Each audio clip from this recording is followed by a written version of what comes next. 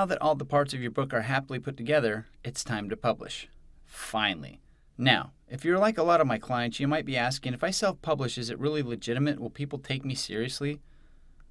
10 years ago, self-publishing wasn't considered a legitimate way to become an author. That's simply not the case anymore. It's very similar to the music industry. There have been plenty of music acts in the last 10 years who have published directly on the internet and have made a lot of money without relying on an established label to produce them or promote them. Justin Bieber, for example, love him or hate him, is basically self-made, as is Taylor Swift. She took control and created the life she wanted.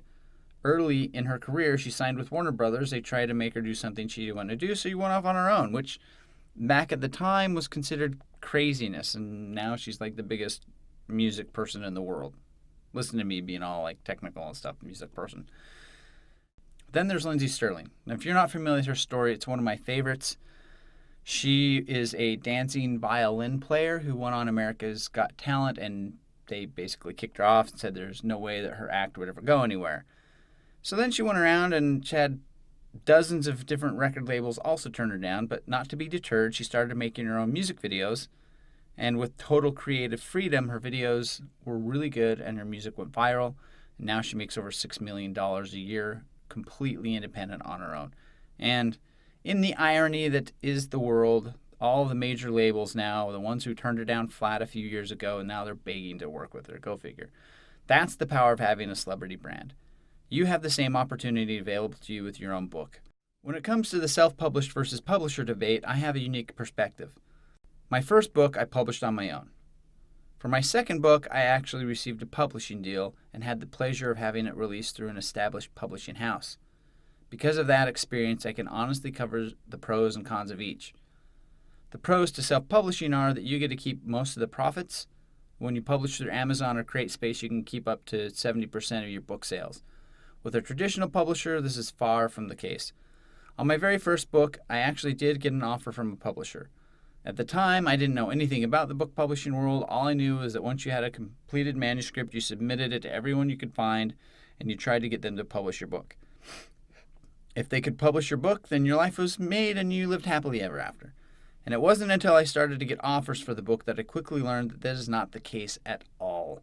If you're a first-time author, you will be lucky to get about 10% of the net profit from your book. And here's how that's determined. Let's say your book has a retail price of $18. So bookstores will only pay up to 50% of that, which means the wholesale price is $9. The cost to print your book is $2. That leaves $7, which means on the sale of an $18 book, you will only get 70 cents. While the publisher keeps $6 or more. Contrast that with Amazon, where you can keep closer to 10. However, as a first-time author who wants to work with a publisher today, it gets worse. You're expected to have a large social media following or a large list of email subscribers before a publishing house will even look at your work. And even if you do find a publisher who's willing to take you on, that's the first question. It's about your following. How big is your Facebook fan page? How many Twitter followers do you have? How big is your YouTube following? If you have 40,000 to 50,000 followers, then they might be interested in publishing for you. It's pretty outrageous if you think about it. If you are able to build a following of 50,000 plus people, then you are already very successful. You don't need any help because you're able to leverage that following in a multitude of ways. Yet, that's the point when publishers get really excited. You're very successful. We'll totally take 90% of your profits to leverage the following you already built. It's so aggravating for somebody who lives in Hollywood to watch this crap go on. They don't want to help you. You go out and do all the work. You bust your butt off, become hugely successful, and then they immediately jump in and be like, we can make you successful. But I'm already successful. But no, we can make you even more successful. But no, I won't be more successful because you're going to be taking more of my money. Anyway, don't get me wrong. I know that there are publishing houses that do take risks to work with new authors. It's just, in my experience, it's rare. So my advice, if you have an audience of more than 10,000 people, you don't need a publisher. And my advice is if you don't have a following of 10,000 people, you don't need a publisher. You'll be able to make far more money by publishing on your own. Plus, in today's literary world, if you're a first-time author, you're not going to get an advance at all. In fact, many publishers may ask you to cover the cost of the first printing on your own. How's that? We'll publish you, but you got to pay for it. Well, then why do I just... No, I spend all the money and you still take all my money. How about I spend all my money and I keep all my money? How about that? So in other words, you're going to pay them to publish your book and let them take all your profits. This is crazy. And then here's just so you know that this actually is a viable model that's in existence right now, and here's how it works. They see your manuscript, they love it, and they offer to publish you. Yes, you're excited because you're an official author. So what they do next then is as the excitement wears off, then you read over your publishing contract, and that's where you notice it says, we're going to put your book in bookstores, but to do that, we've got to have 5,000 books, and you have to pay for the printing of those 5,000 books. Factor in a $2 price for 5,000 books, and you've got a nice sized bill on your hands, and that's if you get a publishing deal. In the early 2000s, to be self-published was not a good thing. Many people in the book industry would consider you a hack. No one would take you seriously as an author. Yet today, there are authors who are making millions of dollars from self-published, low-priced Kindle books. In fact, not long ago, one of the hacks had a major publisher beg him to let them publish his next book. Oh, how things have changed. In some ways, reminds me of Hollywood. You can be an actor no one will represent. You work your tail off, you finance your own project, become a festival darling. Everybody's fighting all over you. In some ways, you only get offered help once you're already successful. It's not fair. I guess that's just the way it is sometimes. And besides the industry shaming that took place over being self-published, there was still a benchmark that had to be met. It was expensive. And let me share with you the personal experience I had with my very first book back in 2008. And then afterwards, I'll compare that to the publishing cost for this book so you can see how far things have come since Amazon has allowed us all to be authors. When I wrote my first book, you couldn't just publish your book on Amazon like you can today. If you didn't have a book deal with a publisher, you had to go through an independent printing company to get your book listed on Amazon's website. The process is called a print-on-demand service. When someone goes on Amazon and orders your book, the orders go through these print houses. These printers then print and ship the book out to the buyer as they demand them, hence the name. Now, this was a huge advancement because up until then, the only way to get your book published was to find a printer and print it on your own. And to get the price per book down to a reasonable rate, you generally have to order 1,000 or more books. The issue was that now you have a garage full of books.